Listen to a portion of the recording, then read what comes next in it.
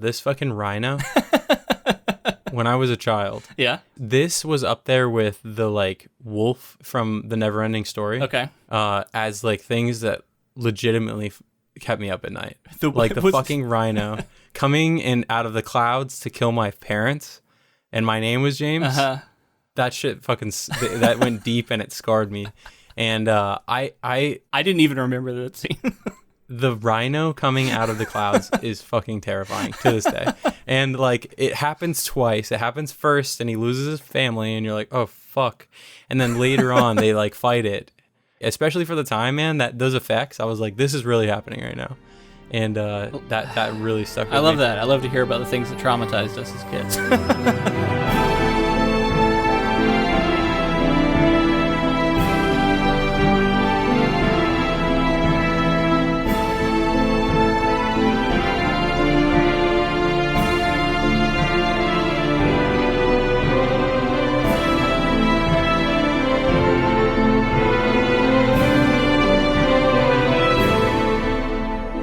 Welcome, friends, to episode 225 of the Ink to Film podcast, where we read the book and then see the movie. I'm writer Luke Elliott. And I'm filmmaker James Bailey. And this week we discuss Roald Dahl's 1961 novel and Henry Selick's 1996 film of the same name, James and the Giant Peach. So in this movie, I think there was a song about my name being James. Yeah. You want to give us a verse? I wish I remembered it. And it's funny because I mentioned in our past episode where we announced this project that this movie like really stuck with me. Of course, like there were plenty of people that would ask me about where's your giant peach at, James? Uh-huh. And like, the classic jokes that you'll get as a kid growing up with the name James. But overall, I like the name, but it's just funny the connection there. Mine were all Star Wars jokes. Oh, of course. Yeah. Luke, I'm your father. Yeah. No, you don't have to. They get it. Well, I did my giant peach thing, so. It's not even a real line. It's no, I am your father. Oh, yeah, you're correct. Yeah. But that's what everybody says. Movie stuck with me for all those reasons, but then I totally forgot there was a song that's all about, you're such a brave boy, James, and all of this stuff. You're such a good... I was laughing when I was hearing that one. Brave boy, and I was like, thank you. So I'm certain I read this book when I was probably in like 3rd or 4th grade, very young. So I barely remember it, but I have this fond memory of a boy on a giant peach with some bug friends. Like out in the ocean, I think is most of my memories around to that part of it, and the sharks. Maybe even my mother read this book to me. That's a possibility.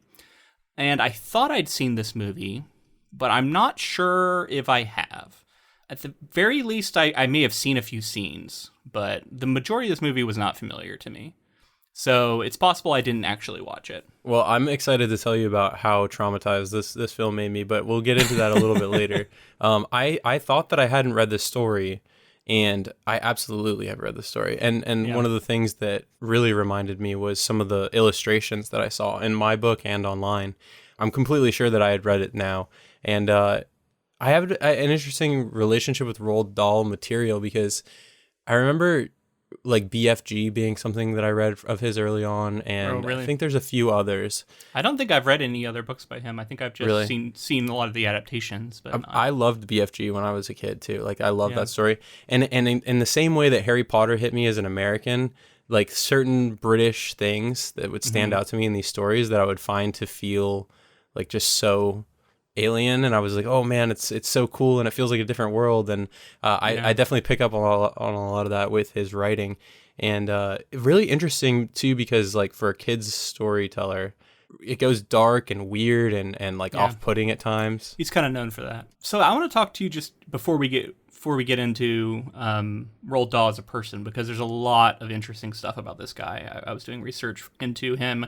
I didn't know anything about him going into this project. I'd heard the name. That was really about it. I didn't even know he was British. I would have probably bet he was, but I didn't know. Anyway, there's a lot to get into with him. But before that, I just want to talk about our experience. We talked about what it was like maybe originally, but this time around, reading this book, watching this movie maybe a little bit, and then we'll lean more heavily into movie stuff later. But what was it like rereading this book for you? In a similar way to when we covered like Where the Wild Things Are, And I feel like there's another one that really stands out to me as a book that I read as a kid. It takes you back in such a crazy way that's almost indescribable. It's like you could close your eyes and feel like you're a kid in bed, like being read to. And I am looking forward to, if I am lucky enough to have kids one day, like I'm looking forward to reading a story like this, because I think there is a lot to like in this story. I'm looking forward to reading this kind of story to a child, and I think as an adult reading it now, there's definitely like a formula to it, and there's definitely things that I find to be like really played out because it's a children's novel, but at the same time there's a certain air of not caring about being super complex in the storytelling devices. That there's rhymes that are fun, and the poetry that's mixed into it, and like exposing children to this kind of story I think is cool for imagination too, because I really remember this being a story that I like. In some ways I was going to continue to compare it to Harry Potter. This sort of like boy loses both of his parents, goes on an adventure in a different world, and has like, it feels like there are a lot of similarities, and that kind of story had a lot of imagination. I found myself going down many different perspectives reading it, but ultimately really enjoyed it. I'm glad that my namesake has a cool book associated with it. I think you're touching on some tropes that are definitely present in a lot of children's books, at least from a certain time period, and I feel like there's been some pushback against them recently, at least from what I'm familiar with. I don't write children's literature or children's books or anything like that.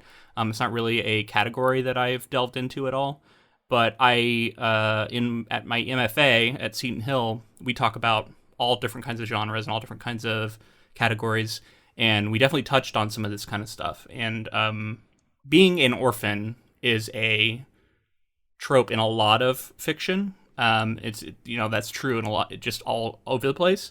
But in children's fiction, I think it's a big one, right? Children losing their parents, and then they're going to live usually with some sort of like evil stepmother kind of figure, right? And it goes all the way back to Cinderella, probably. And Roald Dahl absolutely uses that here. And then you're talking about J.K. Rowling, who is also a British writer who maybe is looking to someone like Roald Dahl as someone she read growing up, probably. The Lion, the Witch, and the Wardrobe, like the Chronicles of Narnia C.S. Lewis, stuff. yeah. C.S. Lewis, yeah. And this is what I would call more like middle grade as opposed to young adult, which we've covered other young adult books like Shadow and Bone, and it's stuff like that, where it's like for teenagers. This is aimed more at that younger, like even younger elementary school audience. And that's when I originally read it, and I think that's when it's going to work best. And I just want to touch on the thing that you mentioned about imagination. I think is key to what made this book work for me.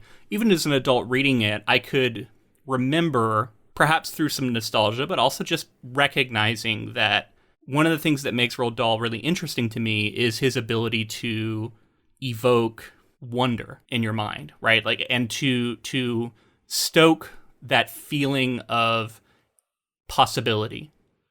And there were a few times when I was reading this novel that I was struck with how big it makes the world feel, and how an adventure can be had. And I loved books where I felt like an adventure could be had, and you can get out into the world and experience things that you could never imagine, and they can be wonderful. And I think that combined with his willingness to go there and to like present dark subject matter and to treat children seriously and to present them with things like challenges that they might be encountering in their own lives, I think that works. And we talked about that a little bit with Dr. Seuss.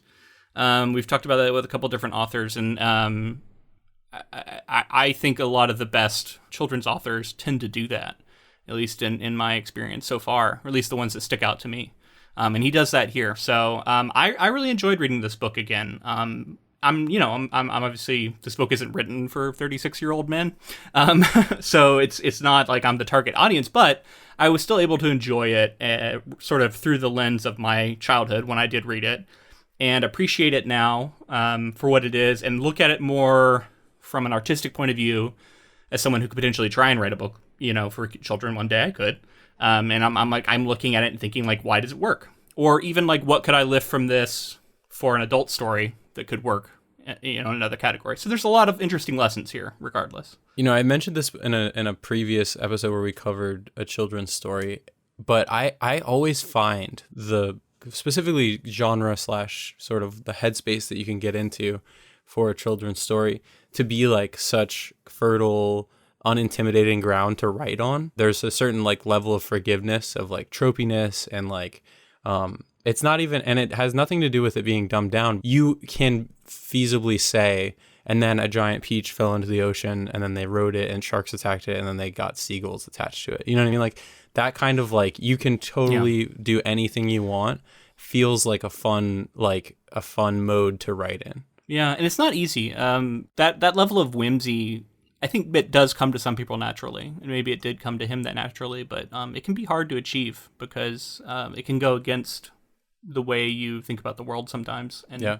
Well, not to mention they implement some difficult things, like the poetry obviously doesn't come easy. Like writing poetry is one thing, but then also tying it to a story and having it be something that a child would enjoy, like a earworm kind of thing that you might sing again later. Like that's, that takes skill. That kind of stuff is like really, really difficult. A lot of that was really cleverly written too.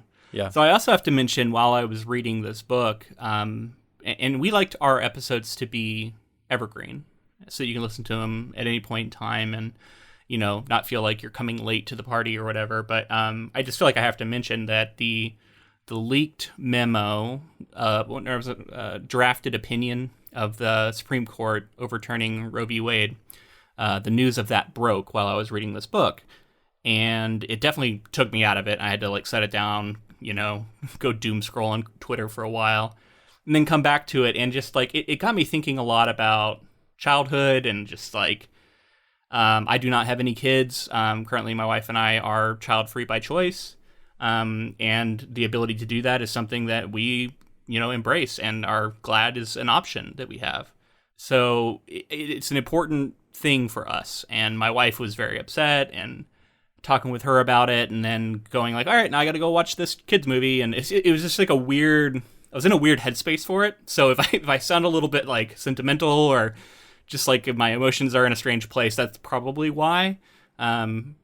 Or I wasn't able to just be like, I'm a full on just enjoy this as a kid. Like I was too caught up in what's been going on literally over the last few days. Yeah, I mean, like it's obviously historically tragic, and it's one of those things where it just continues to be all we can say is just go vote for the people who believe in the morals and the ethics of what you think is right. And like it's like in this time and in this day and age to think that women's rights are still being challenged in these ways is just ridiculous. So well, and it's I know a lot of people are frustrated to get the go vote message. Oh, of course, yeah, because they're like, I did, that's what I was told 2 years ago, that's what I was told 4 years ago, 6 years ago. And unfortunately, the message remains the same because this fight is not an easy one. Otherwise, you could just win it and it'd be over. It's going to be an ongoing, lifelong fight. And voting is the best course of action we have, other than, different forms of protest and direct action, which I do support in a general sense. And I do think that can be effective. So if that's the way you want to go, I support that. There's a lot that can be done, and we do need to hold our elected officials accountable and make sure that there's pressure on them to act with the power they do wield.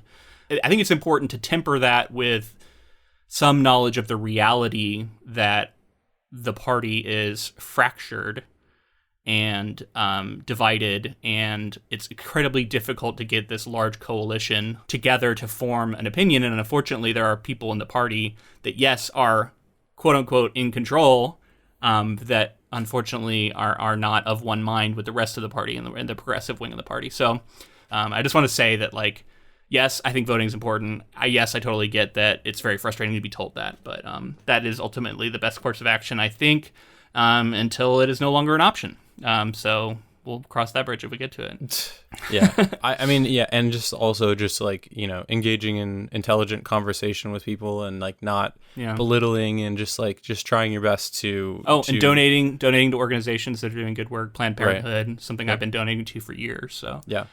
Stuff like that can really benefit from your help right now, and reaching out to people who are in states that are going to be particularly affected by this.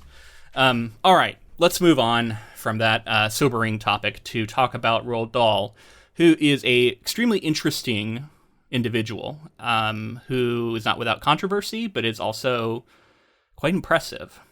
So do you know anything about him other than the fact that he was British? Is this going to be mostly news to you? Okay. No, I think it's mostly going to be news. Cool. Well, feel free to stop me and react to anything you want to, but I do have a lot to get through. I can't touch on all of it, but I'll give you some highlights here. So Roald Dahl was born in 1916 and he died in 1990 at the age of 74. He was a British novelist, short story writer, poet, and screenwriter. His books have sold more than 250 million copies worldwide. Dahl was born in Wales to affluent Norwegian immigrant parents and spent most of his life in England. He went on to serve in the Royal Air Force during the Second World War, where he became a fighter pilot, then an intelligence officer, before rising to the rank of acting wing commander. He rose to prominence as a writer in the 1940s, with works for children and adults.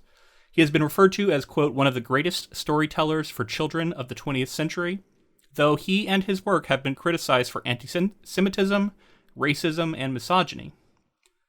In 2008, The Times placed Dahl on the 16th on the list of the 50 greatest British writers since 1945. So his short stories are known for their unexpected endings, and his children's books for their unsentimental, macabre, and often darkly comic mood, featuring villainous adult enemies of the child characters.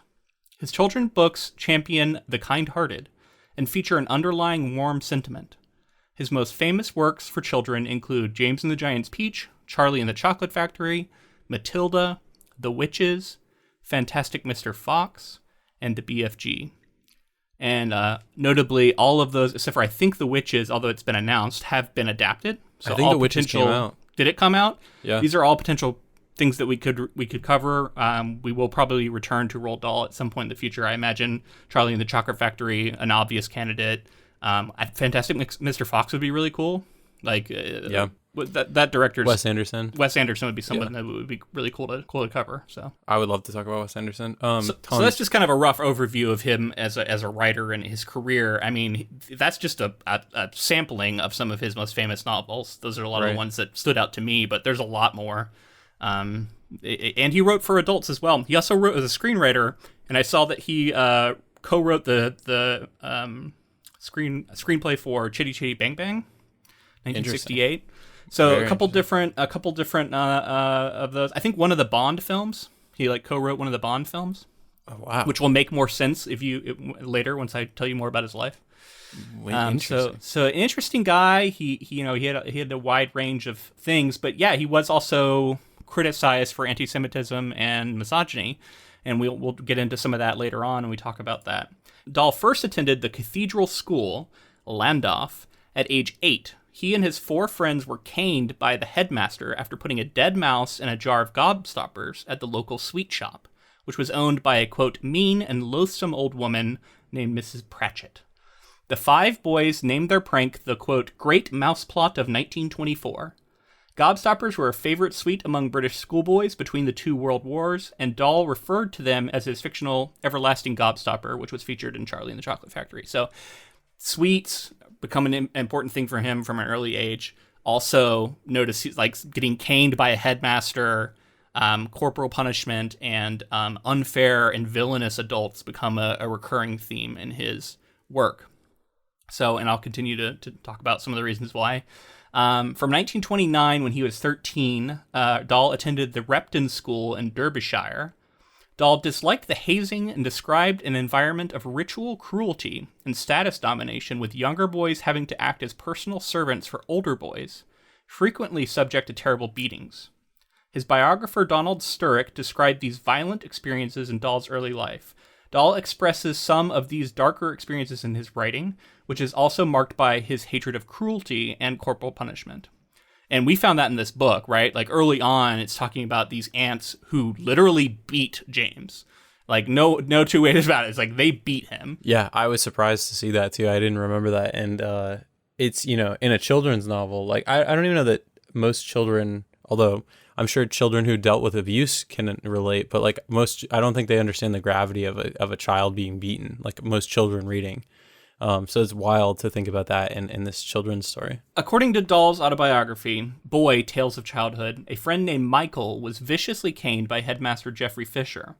Writing in that same book, Dahl reflected, quote, "All through my school life, I was appalled by the fact that masters and senior boys were allowed to literally wound other boys, and sometimes quite severely. I couldn't get over it. I never have got over it." Like, that continues to show up again and again in his work. I haven't read Matilda, but I've seen the movie. I know that, like, a vicious, like, headmaster is a very important part of that story, and I've seen it in other things, so clearly that imprinted on him. He did go on to say that the incident caused him to, quote, "have doubts about religion and even about God." Okay, so next up we got to talk about his military service. So he had quite the career in the Royal Air Force, including surviving a crash landing in the desert. He was sent from one place to another and ran out of fuel and crash landed, got quite injured, broke his nose, went blind, but ended up getting his sight back, like climbed out of and these were like the old school biplanes too. I was looking at some of the different planes he flew. Someone told him to go to the wrong place. Wow. And he couldn't make it on the fuel he had. So he crash landed. 6 months later, he returns to, and this is in 1939. So in 1940, he returns to the Air Force, where he would go on in separate missions to shoot down 2 German bombers. And then on April 20th of 1941, he took part in the Battle of Athens, alongside the highest-scoring British Commonwealth ace of World War II. Of the 12 Hurricanes involved, and those were the planes he was flying, so there was only 12, 5 were shot down, and 4 of their pilots killed. Greek observers on the ground counted 22 German aircraft downed, but because of the confusion of the aerial engagement, none of the pilots knew which aircraft they had shot down. Dahl described this as, quote, "an endless blur of enemy fighters whizzing toward me from every side." So then in May, as the Germans were pressing on Athens, Dahl was evacuated to Egypt. His squadron reassembled. From there, Dahl flew sorties every day for a period of 4 weeks, shooting down another plane on June 8th and another bomber on June 15th. But then he began to get severe headaches that would cause him to black out. That would ultimately spell the end of his fighting career. So he had quite the storied career. So after this, after he's kind of removed from combat, he's sent to America, where he became part of his job was to sort of try and puncture through American first sentiment, where people didn't want to like America had just entered the war, and they did not want to take Pearl Harbor just hadn't been, but there was still a large contingent of Americans who didn't want to be a part of the war. And he was trying to get through that. So he'd give all these speeches about like Britain and their need. And part of his job was to, quote, "My job was to try and help Winston Churchill to get info on FDR and tell Winston that he was in the old boy's mind." Dahl also supplied intelligence to his organization known as the British Security Coordination, which was part of MI6. So he was kind of a spy for the British. Ian Fleming wrote James Bond about him, huh? Well, he ended up becoming friends with Ian Fleming. Oh, wow. Yeah. So Dahl was once sent back to Britain by the British embassy officials, supposedly for misconduct. Quote, "I got booted out by the big boys," he said. And then they promptly sent him back to Washington with a promotion to wing commander. Toward the end of the war, Dahl wrote some of the history of the secret organization.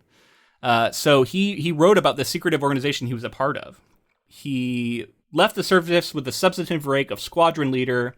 His record of 5 aerial victories qualified him as a flying ace, and has been confirmed by post-war research and cross-referenced in the Axis records. It is most likely that he scored more than those victories during that Battle of Athens that we talked about, where it was impossible to tell who shot who down. Do you think there's something to seeing the horrors of war and then specifically wanting to cultivate and promote the innocence of children? Because I think it wasn't like Mr. Rogers also. Wasn't he like a Vietnam vet or something? He was like a sniper or something, right? I don't know if that's true, but I've heard that. I think he definitely served. So, yeah. Do you think there's something to that? Is that or do you think these people were always going to write children's stories? Maybe a bit of both, right? I think there is something to being said to witnessing horrors and wanting to return to a simpler time in your life and recapture the innocence of childhood and focus on that. That's definitely possible. So this is someone who went through war and experienced a lot of trauma. I didn't even touch on his sister died when he was very young, and then that same year his father died. They leave behind this big inheritance, so he was wealthy, but he experienced this tragedy, right? He gets married to an actress when he comes over to America. They end up having 5 children. One dies when she's very young. After her, actually, I don't know if she died. She got severely injured when her the buggy she was in got hit by a taxi in New York City. And then his daughter died in 1962. His daughter Olivia of measles. So that he subsequently became a proponent of immunization, and he dedicated his 1982 book, The BFG, to his daughter. After a meeting with a church official, Dahl came to view Christianity as a sham after the death of his daughter. He said, while mourning the loss, he sought spiritual guidance from the former Archbishop of Canterbury, but he was dismayed when the Archbishop told him that though his daughter Olivia was in paradise, her beloved dog Rowley would never join her there. So he said years later, I wanted to ask him how he could be so absolutely sure that other creatures did not get the same special treatment as us. I sat there wondering if this great and famous churchman really knew what he was talking about, and whether he knew anything at all about God or heaven, and if he didn't, then who in the world did? So yeah, he had several difficulties, it sounds like, throughout his life with that, because he had all these tragedies, right? Like he's losing kid, his sister dies, his father dies. Mm-hmm. He fights in war. I read that the guys he signed up with 16 total guys in this group, and like only 5, I think, survived the war. Wow. So he went through a lot in his life. He did go on to have an affair with another woman later in life. And he got divorced with his wife, who is the mother of 5. Throughout all of this, he was a famous writer. So this is like it's almost too much, right? Like so much to talk about here, but I do want to at least touch a little bit on some of these accusations. So people have just looked at his work in general. The misogyny to me seems to come from maybe some people looking at his affair, but also just in his books, there's a lot of villainous, ugly, mean women. We see that here in The Two Ants, and apparently that is a staple in a lot of his books. He said that wasn't fair. He often dismissed this kind of criticism and would talk about some women characters he has that are not like that. And I don't know. I did feel a little bit uncomfortable with some of the descriptions. It has also been noticed that he often has very obese characters be very villainous. This is another trope we've talked about on this podcast a lot, where your sort of moral character is tied to your physical appearance. That's definitely present here. Like the ants are terrible people. They're also physically ugly. One's described as being incredibly thin and the other incredibly fat. So there's that sort of conflation is something that is frustrating for a lot of people. And I think it is present in a lot of his work. And then the anti-Semitism thing, I don't know all the details, but he wrote like an essay later in life that was very critical of Israel at the time. There was like an Israel and Palestine conflict going on, and he was very critical of Israel, and then he even said, like, I'm not anti-Semitic, I'm anti-Israeli, something like that. And then I think the editor like changed it to anti-Jewish or something. So there was some confusion there, but he even said then to the New Statesman in August of 1983, quote, "There's a trait in the Jewish character that does provoke animosity. Maybe it's a kind of lack of generosity towards non-Jews. I mean, there is always a reason why anti-anything crops up anywhere. Even a stinker like Hitler didn't just pick on them for no reason." Yeah, fuck him. So you can imagine that people were pretty upset about that. And that quote in particular, I think, is one of the ones that his family had to come out and like apologize for later on. Some people criticized them for taking like 30 years after his death before they finally came out and apologized for it. Like literally it was in 2020 when they finally published a statement apologizing for that. So yeah, quite a life. And, there's definitely some racial stereotypes in his work. Definitely some misogyny, definitely some racism is present. Clearly present at that point in his life. So, take it for what you will. I'm just presenting it for the listener. They can decide, how they want to feel about him. But I think we're now going to focus on the writing. We're not going to focus on the story. But I wanted that sort of context to be there. Loss of respect from James here. Yeah. All right, so if you're ready, I think I'm just going to read a little bit of plot summary, and then we could talk about the meat of the story. Yeah, let's do it. Okay, so James Henry Trotter is a boy who lives happily with his parents in a house by the sea. Unfortunately, when he is 4 years old, a rhinoceros with a strange carnivorous appetite escapes the zoo and eats James's parents. So he ends up with his two cruel aunts, Spiker and Sponge. Instead of caring for him, they treat him badly, feed him improperly, and force him to sleep on bare floorboards.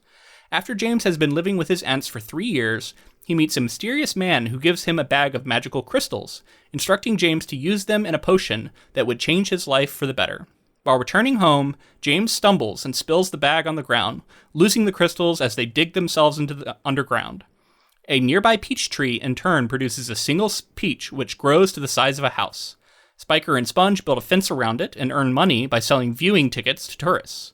James is locked in the house and only able to see the peach through the bars of his bedroom window.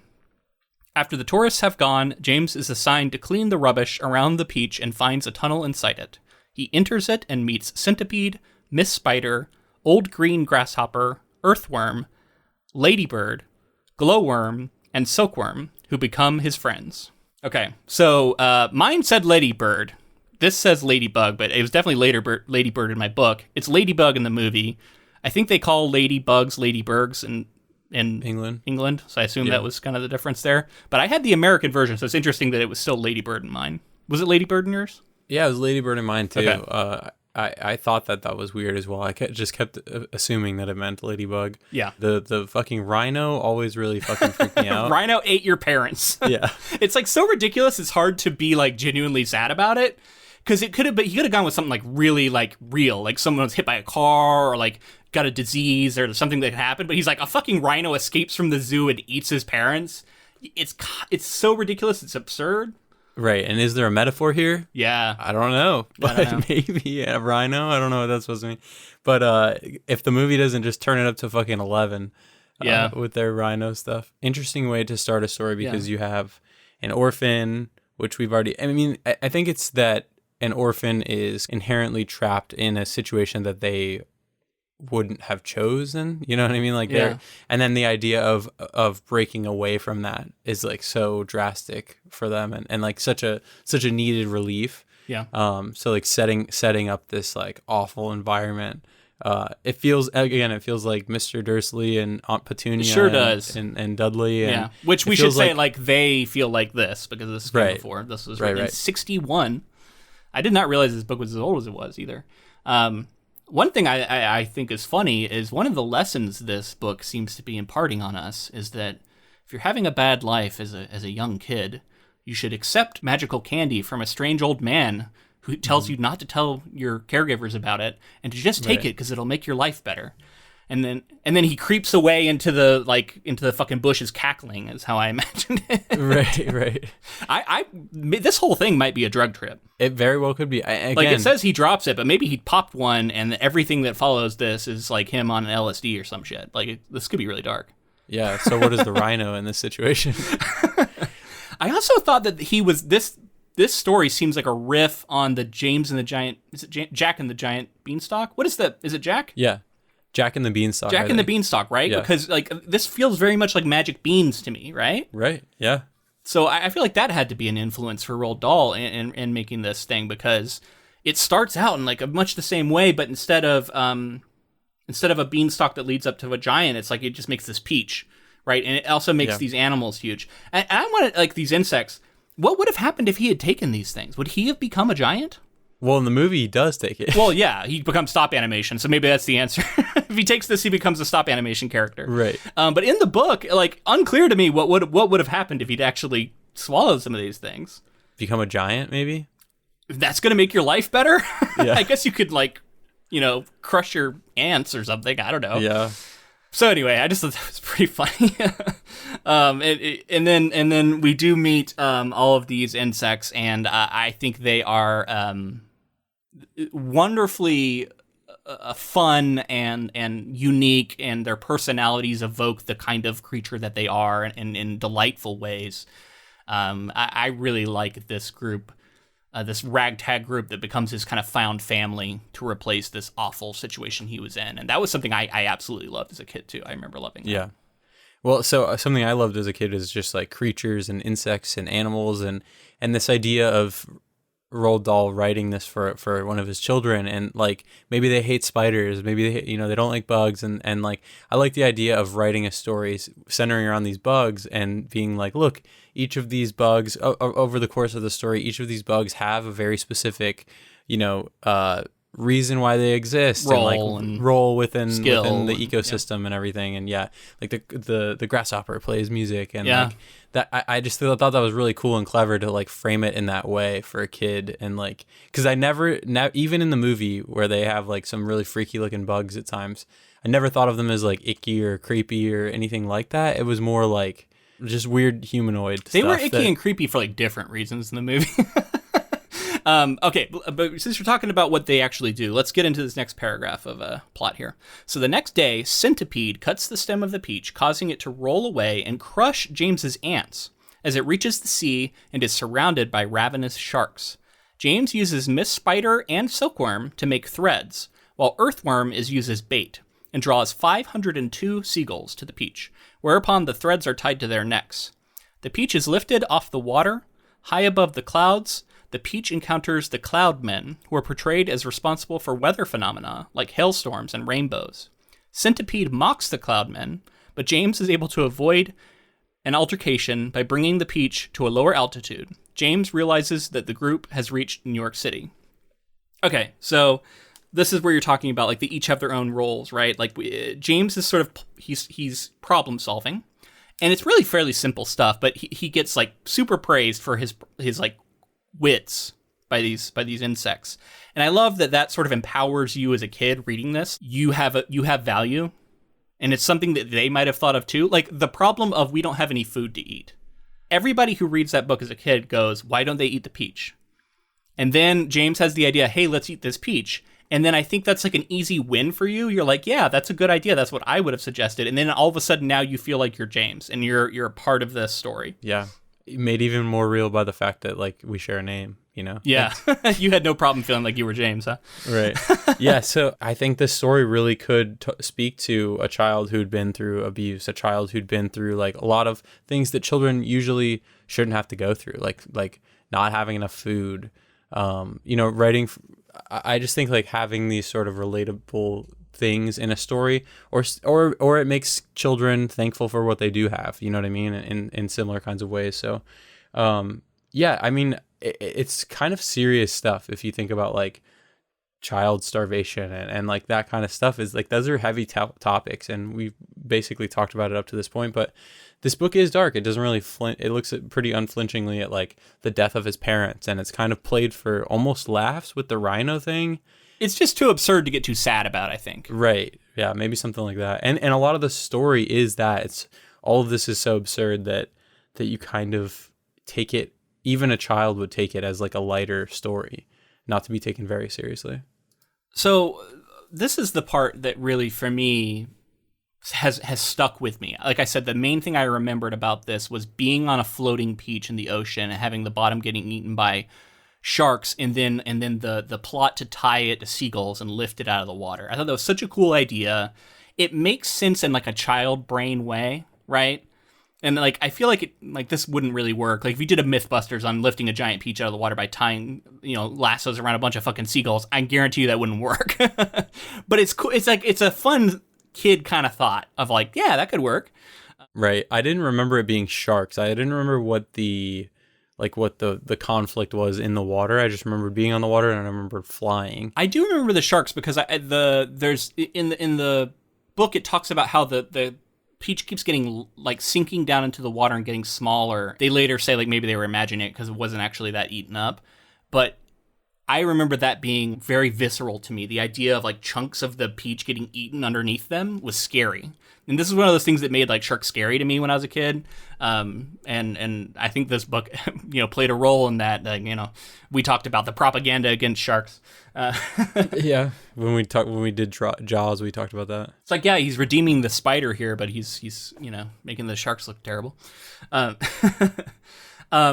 But this imagination, this wonder, right? Like the idea that you could lasso a bunch of seagulls and fly is such a fun idea for a kid. And that sense of wonder is the hallmark of a really good piece of middle grade fiction to me, because I think that's when it's most important, is to have that in there for kids, especially when it's kind of a fantasy topic like this.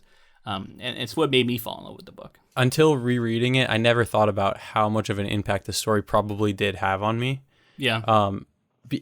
But it clearly did. Like, there's a lot of things that stand out to me in terms of like things that I look for even today, like sort of absurdity and like fun but serious and taken seriously. And I don't know, like it would be crazy to think that all along a lot of my taste was formed by James and the Giant Peach, right? Yeah, I mean, I could see it. One moment that really stuck out to me, because I was giving him credit for how he's sort of like teaching kids some. I know I didn't cross-reference this or whatever, but I assumed the stuff about like the ears being on the side of the body for the grasshopper or something. Like, I assume that's all true.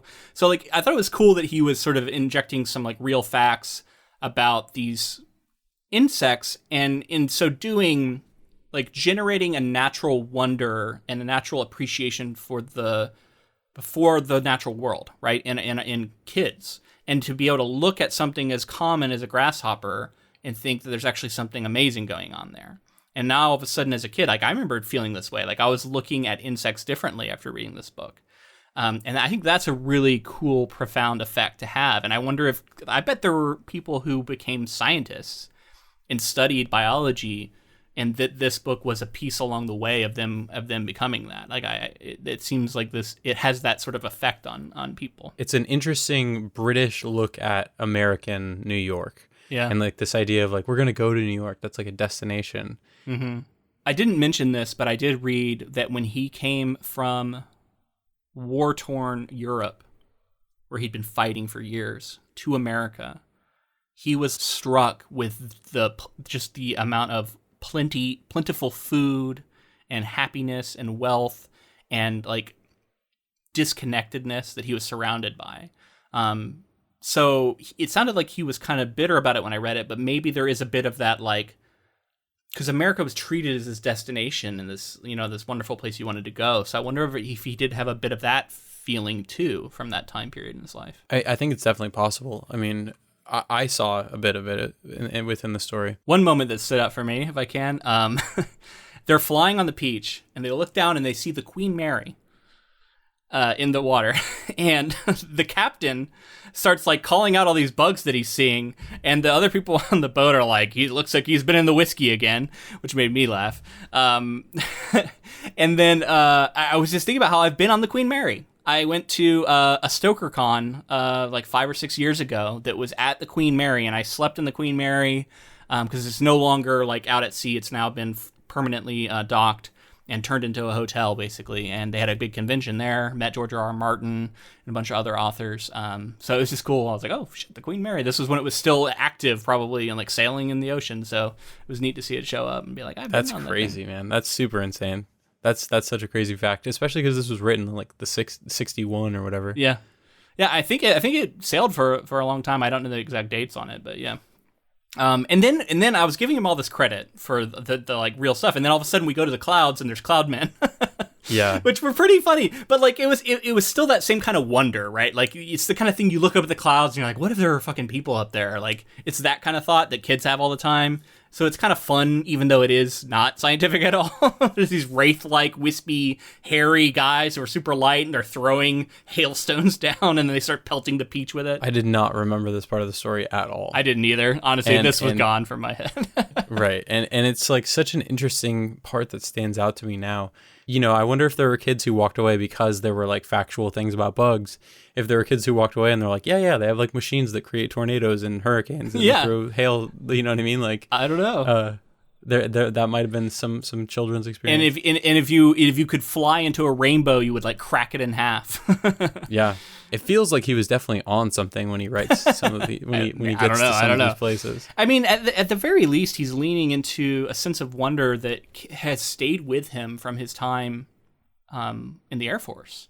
Now, I don't know how much he continued to fly in later in his life. I don't know that, but I did read that when because he was stationed in Africa for a lot of it, and one of his favorite things to do would be to look at the wildlife as he flew over them to like watch the wildlife running around on the ground. And just the idea of like being up in the clouds, and like he probably like daydreamed or like thought like, what if there were somebody in the clouds? Like it felt like somebody who loves flying to me when you're reading these sections about the peach flying through the air. It's pretty neat.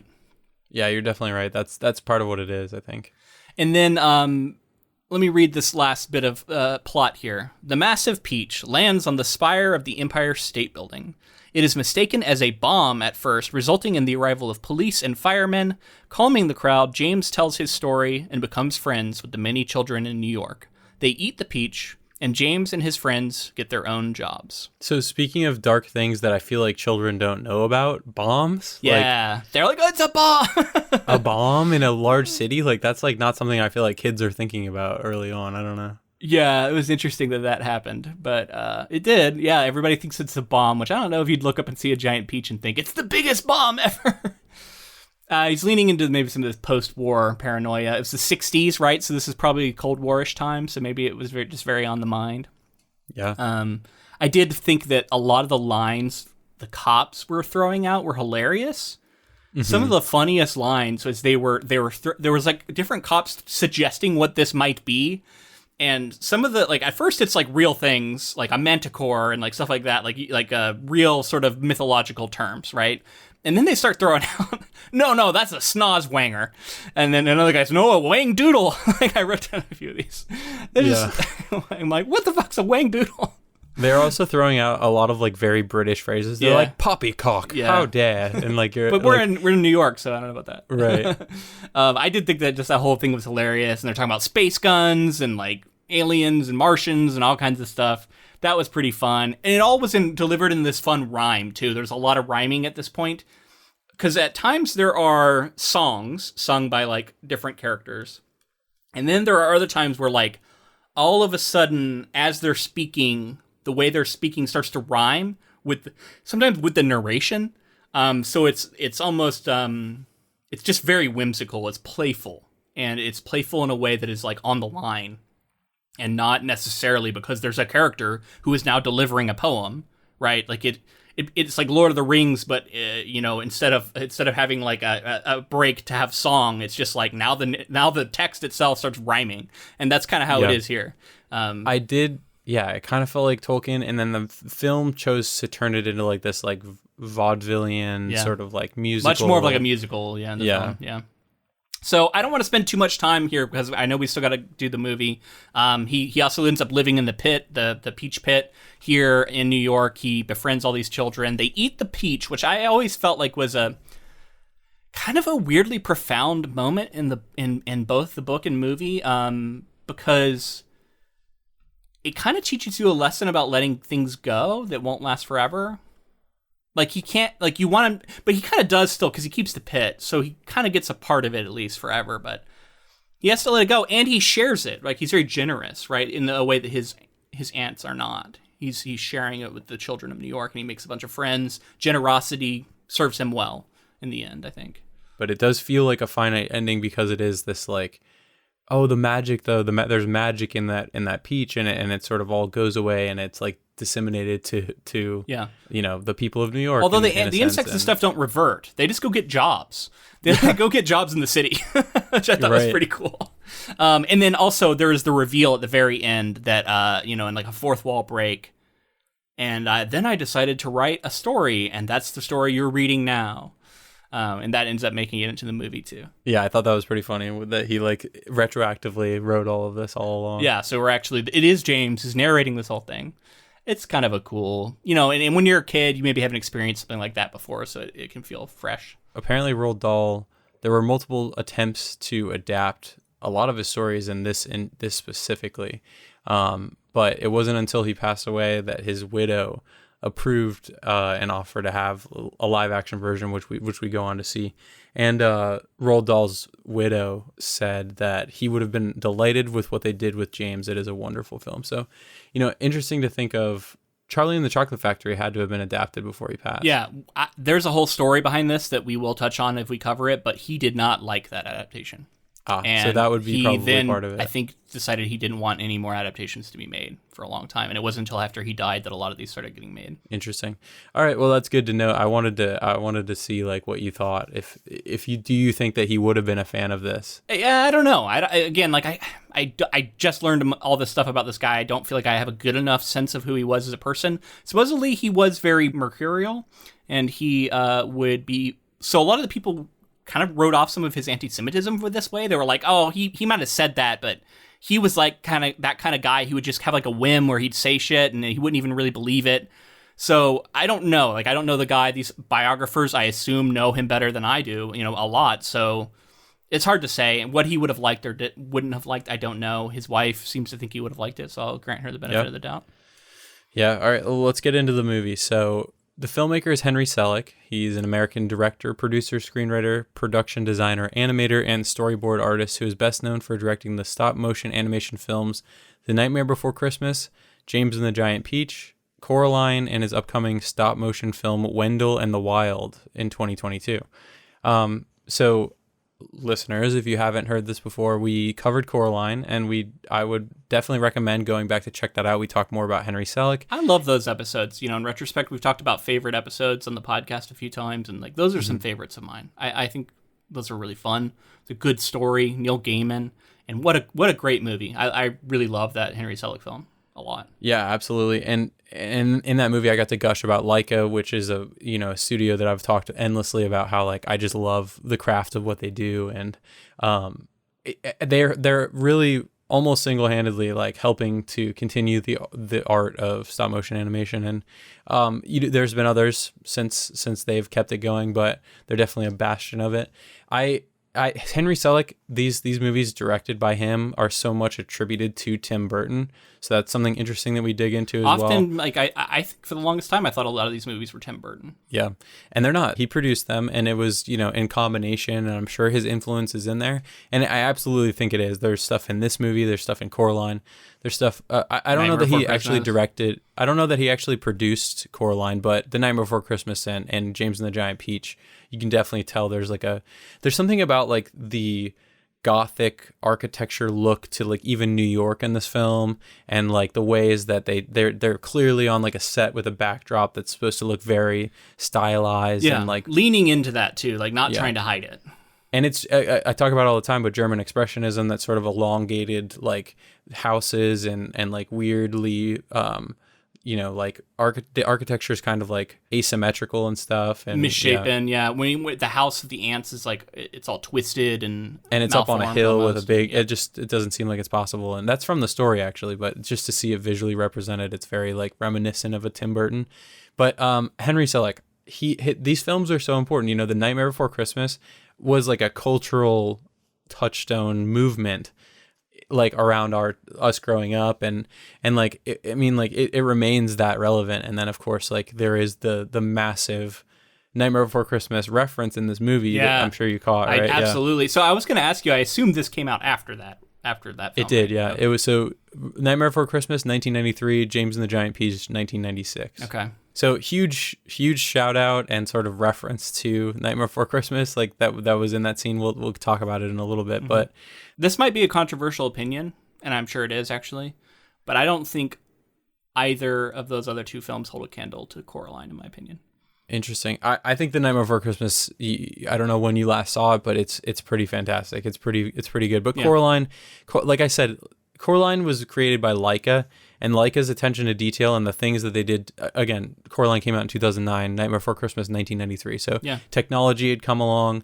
I think if you look at the stop motion in Nightmare Before Christmas and in this movie, just getting to how fluid it was in comparison to like the early days of stop motion, which date back to like the 30s, and the original King Kong, and obviously it's such a cool art form. Absolutely incredible animation on its own. I'm a huge fan of, but this stop motion frame by frame, it's that mixture of it's a mixture of practical effects, which we love, and animation, which we also love. Yet it's somehow both, and it's so cool, right? Because you can see texture, and you can appreciate it on different levels of like being in it, and then also realizing that these are figurines being moved and manipulated.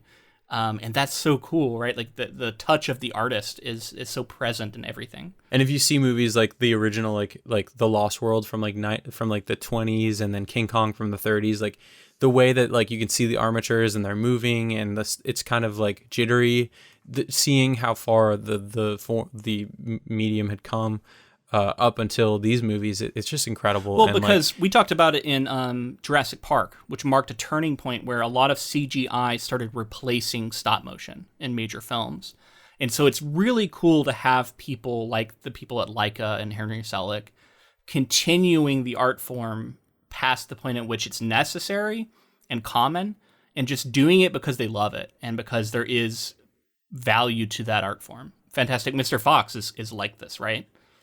Absolutely. Yeah. And you have a vision like Wes Anderson's behind Fantastic Mr. Fox, and like just the way animation is like no holds barred. You can really successfully do anything you want, but it still adheres to the laws, and I say laws, but really the rules and the language of film that we've built up over the last 100+ years. And the ways that stop motion animation uses traditional cinematography from feature filmmaking, and then also blends in that sort of like, you can almost achieve anything you want with, because you're effectively controlling an entire world, whereas you're at the whims of like actors and all kinds of other things in live action. Seeing them like really elevate and use the advancement, not just of the technology for the armatures and the stop motion technology, but also the language of film. Like as film went further and further, you can see these sort of like sweeping epic shots and like really intricate, like interesting movements, and the ways that like we go underwater in this film. There's all kinds of things that it felt like they were doing because they could, and because it was visually interesting, and then because ultimately it served the story. So yeah, I just can't talk enough about how much I love stop motion animation. And if you want more information about Henry Selick, check out our Coraline episode, because I know we talked about it more there. Mostly positive reviews. I went looking, 91% on Rotten Tomatoes from 74 critics with an average score of 7.2. The film premiered at number 2 at the box office, and it took in $7.5 million that weekend, stayed in the top 10 for the next 5 weeks before dropping to 11th place in the box office, and then it went on to gross $28 million, 28.9, so really 30, which went against a budget of $38 million. Yeah, I read that. I saw that it was considered kind of a bomb in the box office. And it's unfortunate because like there are films that come out that are kids' films that you're like, oh, this was a film that was made for a kid, and it's sort of like lowest common denominator fare. They're doing what they can to just like entertain children. It's not for adults. And then you see a film like this come along that has so much artistry and so much craft and so many departments. I read that there were like 130 people who were articulating the puppets, and people were having to create them.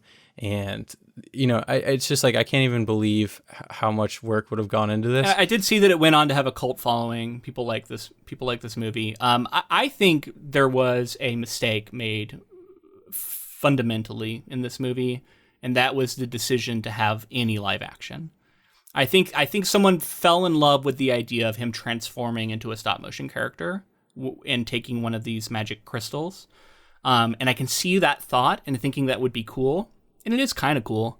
But ultimately, it clashes so much with what's going on. All of the live action stuff for me was the weakest parts of the entire movie. I thought the performances weren't particularly good. The characters against these backdrops, it was just weird. It felt disconnected, like he was trying to have his visual style from his stop motion at the same time as having these live action people walk around in it, and it just didn't work. And I would have liked this movie to just be stop motion the entire time. Just give me the whole thing that way. I did read that one of the reasons for the live action was to cut down on animation costs. Because it was like significantly more expensive to animate, to stop motion animate some of it. But I don't know. I think you could have done it with the Disney budget. You probably could have made it work. And I wonder if it actually ended up being cheaper, because it looks like a lot of the stuff they were doing, I don't know, looked pretty pricey in and of itself. So yeah, you just got to think about how much time it takes. I agree, but the early parts did work for me in live action. It was more the later stuff that was like in New York that didn't work for me as much. I thought I was really getting something out of like the Tim Burton on a set weird peach growing. Like I liked that set. That stuff worked for me. I feel bad calling him out, but I really think the child acting here by young James was not very good, and that was one of my problems with it. This was actually his only credit ever, I believe. Yeah. So I don't know if that had anything to do with it, but I can see it. You know, he was a very dramatic child actor. It's tough, right? Like we've talked all the time about how when you're this young, it's very difficult to be a convincing actor, and so often, even in big movies, it just doesn't land. And that's why we always try and praise it when we do see a good child performance. And unfortunately, this is not an example of that, in my opinion. So I was talking about the people who, just how many people worked on it for how long. And there was a quote that like 32 department supervisors were responsible for making latex rubber forms baked onto armatures. And like there was somebody that said that they spent 6 days of filming to complete 12 seconds of screen time. And like just that idea of like insane effort that then like goes on to be like a box office bomb like really bothers me. But like you said, it did go on to have a cult following. I feel like it did great in home release, and like I feel like everybody I knew had seen this movie. Everybody my age growing up definitely saw this movie. And it didn't do that bad from what you were describing. Right. It just barely didn't break even. Yeah, but I mean, like, there have been worse bombs. Yeah. Early on, Steven Spielberg, Danny DeVito, there were a bunch of people who, like, wanted to get the rights to this. And eventually, Roald Dahl's widow would sell the rights to Walt Disney Pictures. And, you know, this is a weird fit for Disney, especially for the time. This is way before they were really breaking out to do things that weren't in their wheelhouse. And this movie, like, I think that's also part of why this movie wasn't successful, is because they felt like it didn't fit the Disney brand entirely, because it is darker and it does have some of this Roald Dahl stuff baked into it. And then it's also like Henry Selick putting his like Nightmare Before Christmas vibe on it. His fertile imagination and unique storytelling, that darkly comic stuff we've talked about, the macabre, it has lent itself to different kinds of filmmakers coming in and doing something really unique and interesting with their own artistic visions. And we've had all these different filmmakers make Charlie and Chocolate Factory is an iconic movie, right?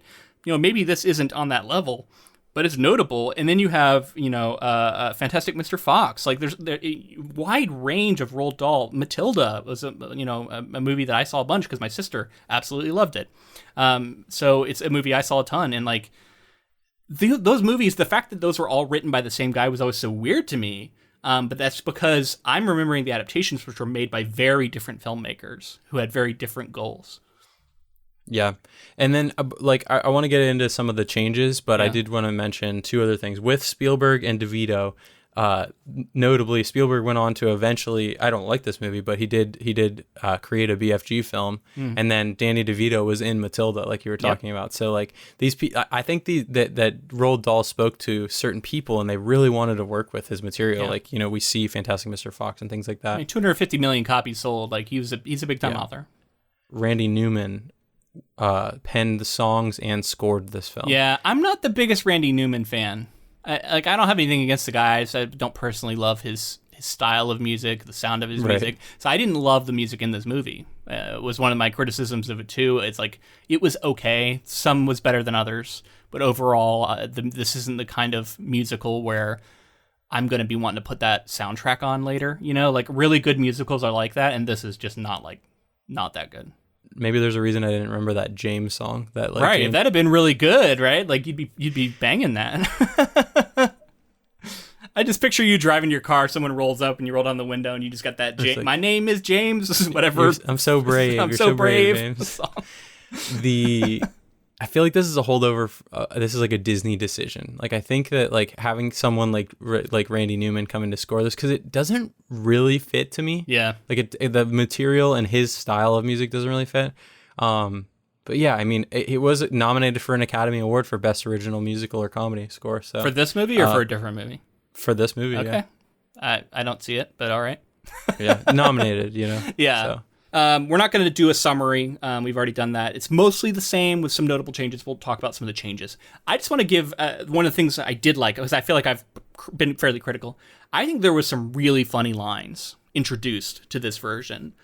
Laugh out loud moments. I didn't write them all down, but I have a few. Like there was a point where the earthworm makes a joke about how his brother was chopped in half by shovel, and he says, "Now I have two half brothers," which I thought was really funny. And then there's another point later on where what is it? The centipede jumps into the water, and I think it's the grasshopper says he committed pesticide, which I thought was really funny. Like there's just like little like wordplay things. None of that's actually out of the book. So props to who the adaptation and the screenwriters for introducing some really funny stuff. Let's get to the thing that I've been dying to talk about. This fucking rhino. When I was a child, this was up there with the like wolf from the Neverending Story. Okay, as like things that legitimately kept me up at night. The fucking rhino coming in out of the clouds to kill my parents, and my name was James. That shit fucking that went deep and it scarred me. And I didn't even remember that scene.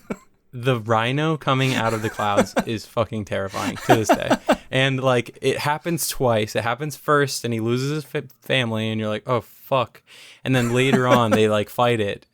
And it's fucking scary, especially for the time, man. That those effects, I was like, this is really happening right now, and that really stuck with me. I love that. I love to hear about the things that traumatized us as kids. Yeah, I think it's always important to note. Let's talk about notable differences too. So I wanted to ask you why there was a giant mecha-shark. I didn't know. That was where I was going. Why? I don't know. I read somewhere that somebody theorized that it was like a machine that was created by the aunts to like recapture and bring him home, and I'm like, where is this theory? There is no from? evidence for that. They're not inventors. This thing was giant. It was crazy. I don't know what the fuck. I was like, maybe a magical crystal bounced down into the water and got into a shark. But why did it turn it mecha? It didn't turn anything else into machines. So bizarre. I did not get that choice at all. It broke the like premise of the thing. Like they're supposed to still be in the real world. They've just transformed by the magic of these, crystal beans, whatever. Yeah. But it kind of lends itself to the idea that none of this happened even more, because it breaks. Maybe this is all a drug fucking trip too. Yeah. And both he thinks he tripped and dropped them all, but he actually ate one, and instead of turning into stop motion, he just fully went on a trip. Yeah. At the end, instead of I decided to tell my story, it's like at the end he's like, and now I'm in a straitjacket, and this is all a fever dream. It all could have been, man. And then there's like a whole song about eating the peach, and they're all just just reveling in the juice of the peach, and like at a certain point it got kind of gross to me, but like I think it was supposed to be like exciting and like, oh yum, but then like the grasshopper's got his feet, he pulls his boots off and he gets his feet in there and starts stepping on it, and they make like a bunch of cider so that they're like, seems like they're getting drunk off of it. It was kind of fun, but also kind of gross. So like it was a weird mix. This movie, for whatever reason, sent me down a rabbit hole when I was thinking about just like the form of telling stories and how like musicals came about. It's like a storyteller sitting down at a campfire or whatever to tell a story, then breaking into song and also having like a choreographed dance. Like that's like the triple threat, the storyteller, right? And then having that in a movie like this, I don't know, it's just really funny. Well, it's a very play. It's like then that becomes plays, right? And a lot of plays are musicals and have musical stuff in them, and then that makes its way onto film, I think. Right. Yeah. Yeah, and it's I think that it's being done less and less, and yeah, I think it just had something to do with like people wanted more than just the story at a certain point. There's something about children's movies too that are famous for having, especially Disney, a lot of musical numbers, especially Disney. I don't know that this movie, I don't know, that to me those weren't the strongest parts. It wasn't the music in this film. Yeah, I mean it felt like a slam dunk to make it a musical because there was poetry in the actual source material, so it made sense to me. But it didn't during execution, it didn't like land all the way for me. Yeah. So let's talk about other weird differences. There's a scene where he falls into the Atlantic in the book, and then the centipede, and then in the movie they decide to do this entire underwater pirate journey, which I felt like was just there so that they could have Jack Skellington in this film. He goes, a Skellington, when he sees him. and he looks just like Jack Skellington, but he's not Jack Skellington. It was distracting. It was really all I could think about the whole time was Jack It was a Skellington. weird sequence. I was like, okay, this feels kind of self-indulgent, right? To reference your own movie that much. And to grab like the compass and be like jackpot too, like Jack Skellington. Yeah, you're like, right. It was like, I don't know. I liked it in a sense, but it was really distracting me from the film at hand. Yeah. So I don't know that it worked all the way. I agree. You show a skull that looks like Skellington's skull somewhere off in the corner, and that's the reference, and that's it. Move on. Don't have a big musical number with all of these creatures, and that it was too self-indulgent. I also wondered if it was like cutting costs because they already had the materials made to do a Jack Skellington. They probably wanted to put it in the fucking trailer. I bet you there was a cut of that in the trailer that was trying to get people, because Nightmare Before Christmas was so popular. That's probably what they wanted to catch. And you know what's wild to me too is like with these scenes that were like, oh, maybe they didn't work all the way, these musicals, the amount of effort that goes into creating the stop motion for these scenes is absolutely insane to think about. These fight scenes underwater and stuff with like people being pulled by wires and stuff and by like silk or whatever the spider web is, and it's insane. It's so crazy to think about. One of the biggest differences I picked up on early on was they threaded the Empire State Building and New York City as being a destination from the beginning in a way that it didn't. It would kind of was like a last second thing in the book. I felt like just all of a sudden they're like, hey, we're going to America. And I was like, oh, okay, that's cool. I always wanted to go there. And whereas this was like from the beginning, it was a destination he wanted to go. There was the whole tie-in of like, oh, the weird old man who's in the movie, by the way, weird old guy comes out of the bushes and gives him drugs. Take drugs from weird old men in bushes, kids. And taps him on the chest, and there's it'll be fun. You'll make friends and go on a magic trip with bugs. And so I like that. It was cohesive. It made sense, and there was like this whole journey. They dismiss the dispense with the giant bomb approach, and instead. It's just like I don't know, like it just they see it's some sort of fruit, and a bunch of people start coming up to talk to him, and he turns back into a kid as he's climbing out. All the bugs go up into the air. The whole sequence in the New York didn't really work for me. New York, it was kind of cool looking because it was very stylized, but again, it always kind of clashed. And I don't know, this cop shows up, and he's this moral authority, and it just, the whole sequence doesn't really work, and I don't think the acting is very good kind of all around, but especially with the kid. And then the ants show up in the crushed car that they've apparently driven through the fucking Atlantic because its water pours out of it. So a couple of things. I read that the aunts have a rhinoceros on the hood of their car. Okay. So they're the rhinos. So they killed the parents, and also the shark. I don't know. I like that's them in the water. Is them like when they're underwater in their fucking car. That's the shark. You know when that would make sense is if you're having a fucking drug trip, right? Or a James Bond movie. Yeah. Wow. Okay. So the ants in general, like they were so over the top, and so like the makeup was so distracting to me because they were being made to look so hideous, and I don't know, they were so despicable. It got so far into caricature, it kind of lost me. I couldn't take them seriously as people in order to actually view them as villains. It was just, they were just so broadly bad, which I guess can work for a kid's movie, but for me it didn't work very well. Thinking about a movie like Matilda, I'm just remembering that sort of a headmistress character is a lot more interesting. She has more like layers to her, even though she is awful, if my memory of that serves. So it just by comparison, like this fell flat. I did not find them particularly interesting. They're not that interesting in the book either, but he dispenses with them quickly. And then I mean, they're like extreme caricatures that are like so off-putting because they're supposed to be, but at the same time, it's like not super funny to like joke about child abuse, and you know what I mean. Like it doesn't really work, and the stuff at the end. Yeah, they just have a lot of screen time in this movie. I don't know. They're definitely bizarre, but that I agree with you with the New York stuff. It really doesn't work. I almost feel like you just get him up on top of that peach and then cut away and just say like, you know. And then cut to the pit in the city, like figure it out. Like you don't need to show all that because that scene was bizarre. Then like he has this interesting relationship with the spider, Miss Spider, that they develop a little bit more in the movie. But I guess she kind of becomes like a mother to him. It's my implication at the end. She's living with him and like cooking food for him and stuff. Right. Or it's sexual. Yeah, I was gonna say, did you think there was maybe like a romantic thing going on with them, hinted at a little bit? That would be pretty fucking weird. Yeah. But maybe. Hey. To each their own, I guess. To each their own, yes. Okay, so is there anything else you want to talk about with the movie, or should we move on to voting? Yeah, I just, continue to love the stop motion medium. Yeah, it's very and cool. It's unfortunate that this story isn't like a little better, but part of it is like it kind of followed most of the Roald Dahl story in its structure, with some notable changes. But yeah, I think it kind of spent its time in weird places. Like take out a couple musical numbers and maybe build a couple more scenes of like character interactions and things like that. And then like that final New York scene is just, I don't even know how to describe it.